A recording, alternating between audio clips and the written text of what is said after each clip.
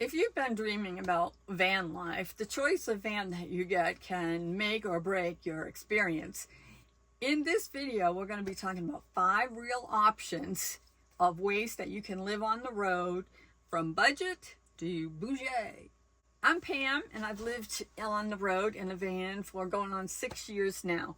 I have a 2020 Ford Transit. It's a manufacturer built, which is a choice, but not one of the choices that we're going to be talking about today.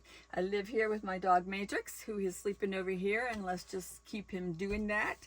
And so let's just dig right in. So let's start this by saying that van life really is a collective term for all the different ways that you can live on the road. So you don't actually have to have a van to do it. So let's start with the first one, which is probably the easiest and the cheapest way to get started. And that is a car camper or a small SUV or something along those lines. Now, you don't have a lot of room in those, of course, no standing up, but there is plenty of room. A lot of people take the seats out and make a bed in there, have a room for a little refrigerator, and all of the things that are necessary to live on the road. This may be a starter, the way that you can get going, but I do know people who live in their car or their SUV and have for years. Let's talk about cargo vans. You got a lot of choices in cargo vans, in length and in height and in width even. And so if you get a cargo van and it's just empty inside, then you're going to be able to build it out. Now you can live minimally in it and have a mattress on the floor and a Home Depot bucket in the corner, or you can build it out somewhat, have a built-in bed, maybe some wiring and a kitchen sink to go along with it, or you can do a full build out in a cargo van. The pros with a cargo van is you have so many different choices. They're stealthy. You can park pretty much anywhere and nobody's gonna notice. As I know somebody who actually puts a ladder on the top, like a work ladder, and so it looks like a work van, which is kind of going a little too far in my view, but that's okay. So with vans, you have so many choices. This one isn't talked about very much, but what about a pickup camper? Now, I've seen people in these in parking lots all over the place, and they fit right in the back of your pickup. Now, of course, that means you're going to have the camper, and you're also going to have a suitable pickup in order to do it. But it's self-contained. Everything you need is right there, and it would be perfect for off-grid because it has all the amenities. Cons might be that it might be kind of high to go in places, and you do have to get out of the cab to go around to get in it every time.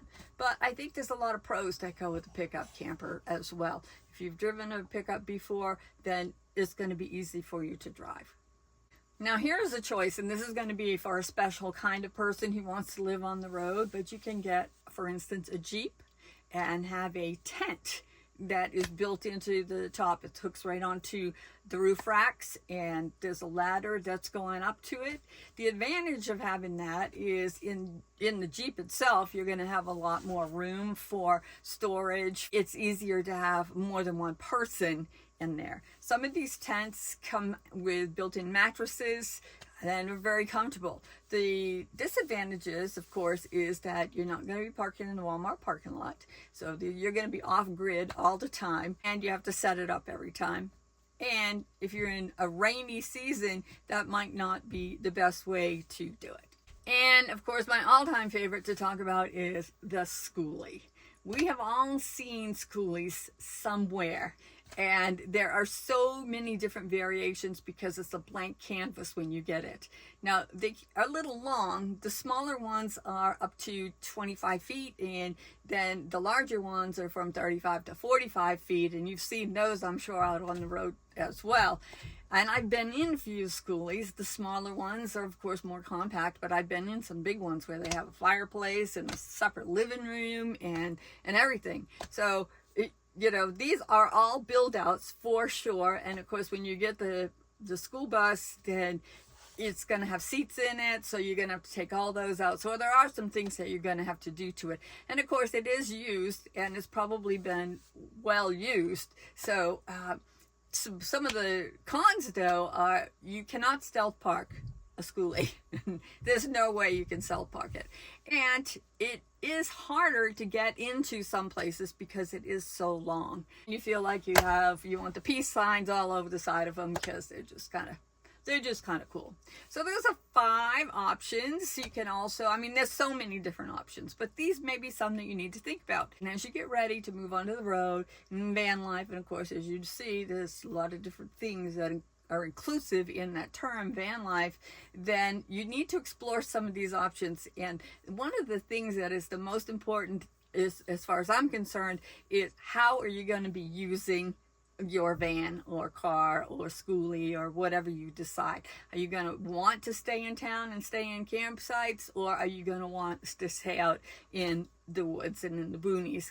For me, that would be a very important thing to making my choice in which one that I did. And unfortunately, I didn't do that when I got mine, but that's okay. Maybe I will on my next one. Anyway, thank you for watching this video. This is in my Dream to Drive series, and I have the link for all of the episodes that are in there. We're going to be talking more about vans and costs, because you can get them for way up to here. And I think it's important for us to know how to buy one and how to look for one. So we're going to be doing that next. And if you are interested in all of this stuff and our crazy stuff we do, Matrix and I, in the woods and in the Walmart parking lots, then subscribe, hit that button up there, that bell, so that you'll know the next time we post a video. And over and out for now, and peace.